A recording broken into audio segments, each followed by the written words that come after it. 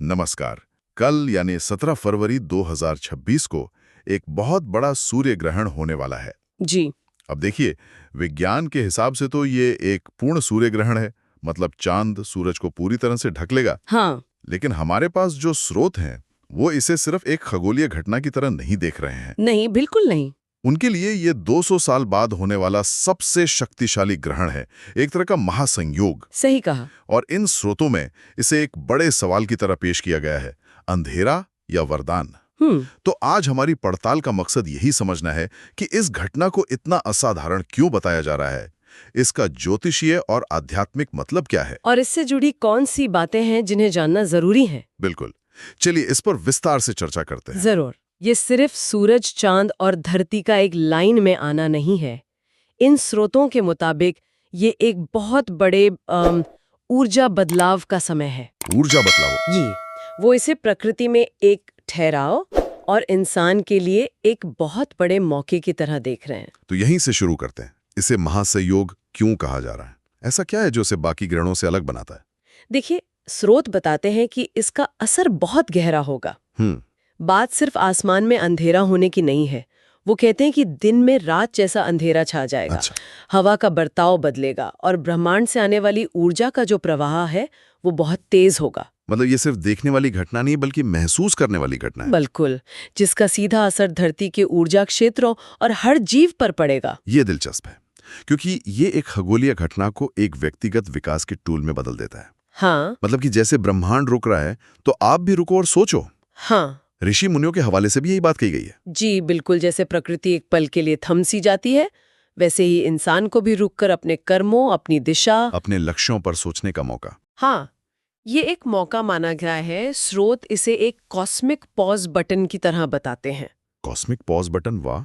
एक ऐसा पल जब हम अपनी जिंदगी की गाड़ी को रोककर देख सकते हैं कि हम सही रास्ते पर हैं भी या नहीं। ये सब सुनने में बहुत गहरा और आध्यात्मिक लगता है, लेकिन मुझे लगता है कि ज्यादातर लोग सबसे पहले ये जानना चाहेंगे कि असल में उन्हें करना क्या है। सही। समय का हिसाब किताब क्या है? समय को लेकर जानकारी बहुत साफ दी गई है। तारीख है 17 फरवरी 2026। ठीक है। ग्रहण दोपहर 3:26 पर शुरू होगा। 3:26 पर। जी। इसका जो चरम है यानी पीक टाइम, जब सूरज सबसे ज्यादा ढका होगा, वो शाम 5:42 पर होगा। अच्छा, 5:42 पर। और इसकी समाप्ति रात 8 बजे होगी। यानी लगभग 2.5 घंटे की मुख्य अवधि है जब इसका प्रभाव सबसे ज्यादा रहेगा। और इसमें सूतक काल का भी जिक्र है, जो ग्रहण से 12 घंटे जी, 12 घंटे पहले शुरू हो जाएगा।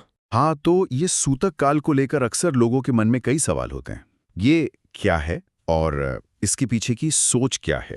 देखिए, सूतक काल की जो अवधारणा है वो पौराणिक कथाओं से जुड़ी है, जहां राहु सूर्य को ग्रस लेता है, मतलब निगल लेता है।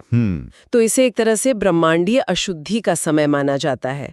मान्यता है कि इस दौरान ब्रह्मांड की ऊर्जाएं अस्थिर होती हैं। इसीलिए कुछ कामों से बचने को कहा जाता है। बिल्कुल, उन सभी कामों से जिनमें पवित्रता जरूरी होती है। तो इसमें क्या खास सावधानियां बताई गई हैं, क्योंकि 12 घंटे का समय तो काफी लंबा होता है। इसमें 3 मुख्य बातें हैं जिन पर बहुत जोर दिया गया है। जी। पहली है कि कुछ भी खाना पीना मना है। स्रोतों में यहाँ तक लिखा है कि इस समय खाया गया भोजन जहर जैसा असर कर सकता है। दूसरी बात है, सोना मना है, और इसके साथ एक चेतावनी भी है कि जो इस समय सोएगा उसकी किस्मत भी सालों तक सोती रहेगी। ये तो बहुत बड़ी बात है। और तीसरा है, मूर्तियों को नहीं छूना है। इस दौरान मंदिर के दरवाजे बंद रखने और घर में भी पूजा की मूर्तियों से दूर रहने का निर्देश है। खाना, सोना, पूजा, ये तो मतलब जीवन की 3 सबसे बुनियादी चीजें हैं। इन सब पर रोक लगाने के पीछे क्या तर्क दिया गया है?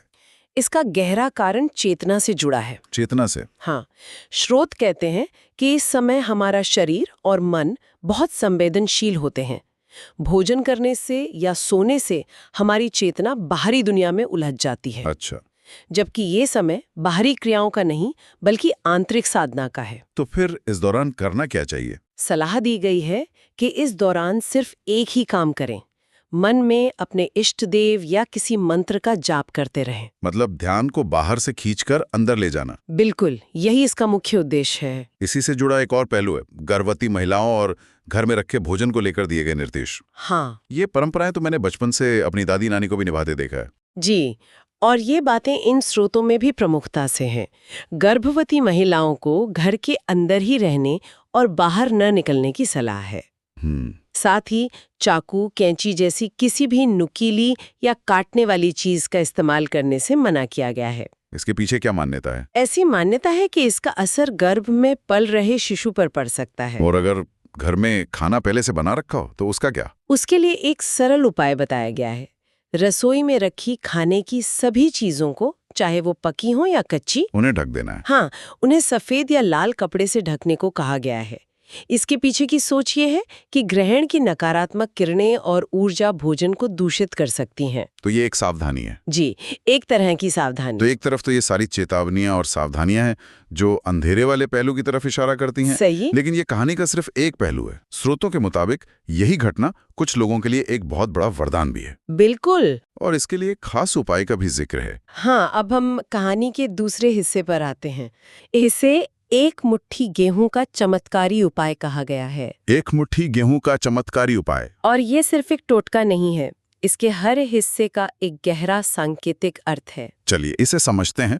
पहले तो इसकी सामग्री क्या है और फिर इसकी विधि। सामग्री बहुत ही सामान्य है। एक साफ कटोरी, एक मुट्ठी गेहूं, ठीक है, थोड़ा सा गुड़, 2 बूंद देसी घी और एक लाल कपड़ा। ये तो घर में आसानी से मिल जाती हैं। बिल्कुल। और विधि भी बहुत सीधी है। ग्रहण शुरू होने से पहले, यानी 3:30 बजे से पहले, आपको गेहूं, गुड़ और घी को कटोरी में मिलाना है। मिला दिया। फिर उसे लाल कपड़े पर रखना है और इसे घर की छत या खिड़की पर सूरज की रोशनी में रखकर प्रार्थना करनी है। अच्छा। और ग्रहण खत्म होने के बाद क्या करना है? ग्रहण खत्म होने के बाद स्नान करके इसे किसी जरूरतमंद को दान कर देना है या किसी गाय को खिला देना है। आपने कहा कि इसका गहरा सांकेतिक अर्थ है। वो क्या है? मतलब ये चीजें ही क्यों चुनी गईं? यहीं पर इसका असली रहस्य छपा है। देखिए, गेहूं जीवन, पोषण और समृद्धि का प्रतीक है। सही।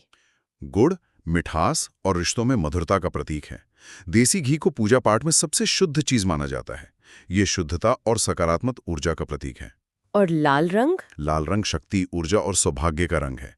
तो जब आप इन चीजों को सूर्य के सामने रखते हैं तो आप ब्रह्मांड से कह रहे हैं कि मेरे जीवन में समृद्धि, मधुरता, शुद्धता और ऊर्जा आए।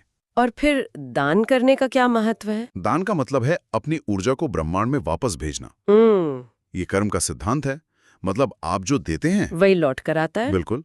इस उपाय के जरिए आप ग्रहण की नकारात्मक ऊर्जा को एक सकारात्मक कर्म में बदल रहे हैं। तो इसका परिणाम क्या बताया गया है? स्रोत बताते हैं कि इसका परिणाम ये होगा कि घर की सारी नकारात्मक शक्तियां और गुप्त बाधाएं जो आपकी तरक्की रोक रही थीं, वो दूर हो जाएंगी। ये तो वाकई दिलचस्प है। तो ये उपाय तो कोई भी कर सकता है। जी। लेकिन राशियों के बारे में भी एक बहुत बड़ा दावा किया गया है। हाँ, और ये इन स्रोतों का शायद सबसे बड़ा दावा है। क्या?